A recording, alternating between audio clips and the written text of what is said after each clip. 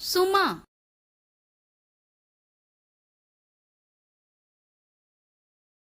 आज सुमा के साथ खेलने वाला कोई नहीं है। सुमा अकेली क्या करे? उसने कुछ सोचा। उसने माँ की साड़ी पहनी, अपनी बहन की चप्पल भी पहन ली। वो एक टीचर है, उसे और क्या पहनना चाहिए? वो अंदर गई और वहां अपने दादा जान की ऐनक देखी। जैसे ही सुमा ने ऐनक को उठाया, दादा जान की लाठी गिर गई।